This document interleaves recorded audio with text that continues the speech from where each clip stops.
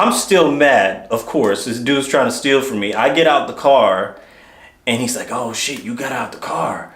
And he puts his fist up, and I put my fist up.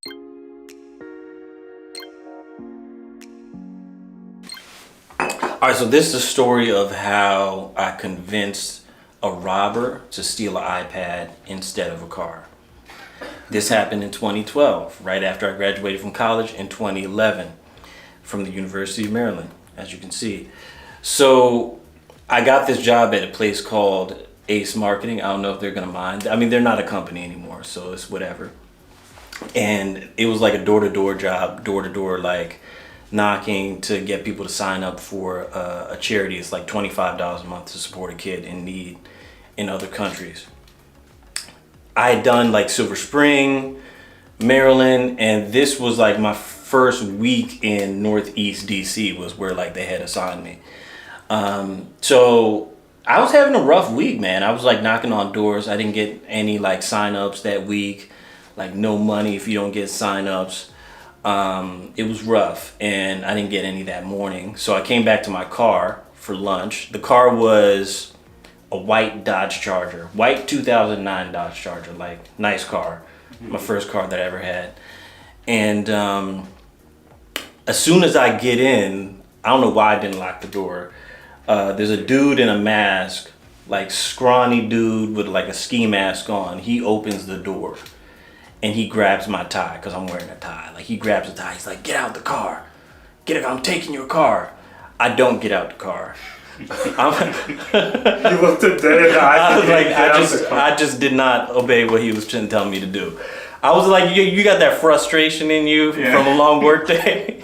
You know what I mean? I was like, I'm not gonna do what you're asking me to do.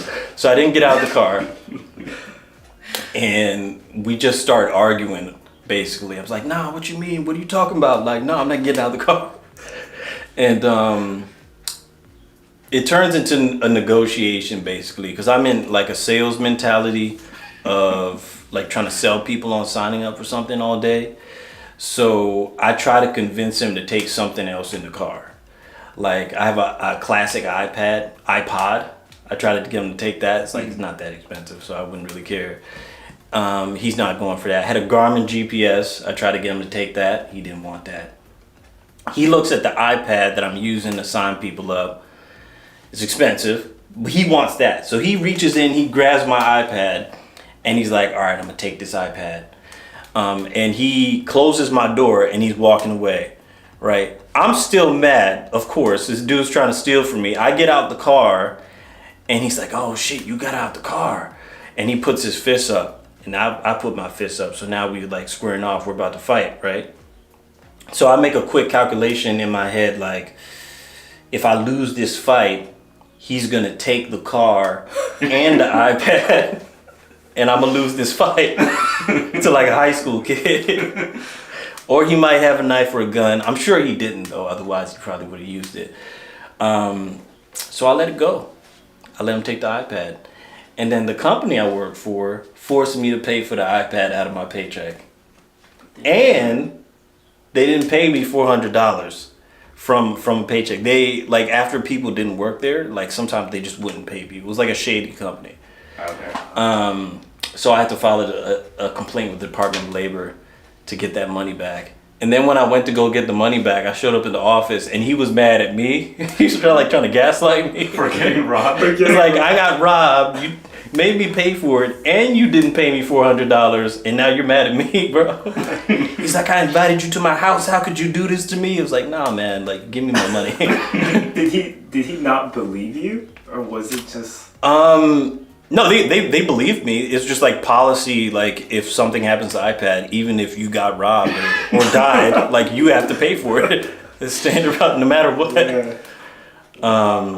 But yeah, if the moral of the story, one moral of the story is if there's a company that ends with marketing, like it could be like a shady company. A lot of those companies end with it sounds like a marketing company, but it's really like door to door. Okay. Yeah. But did you call the police? I went to the police station right after, and like nothing happened. I filed a report and nothing happened. They probably could just never find him. no, they couldn't. Yeah. So he literally he grabbed your tie. He didn't have a weapon. No, not that I know of. Yeah, so I could have fought him. Yeah, No, but I mean, I wouldn't. I didn't want to recommend lose. Yeah. Were you in a position you could have driven off, like just drove away? The car wasn't on. Oh. Yeah. Yeah, but like looking, if I could go back in time, I would have tried to. But it would have been, it could have turned into like a physical like struggle. Yeah. Like him trying to get me out. Yeah. I could have run him over, but I didn't want to do that No. because I saw him running down the street. I was like, no. Oh right, because after he left. After he left, he just started like broke off running. Oh. Yeah.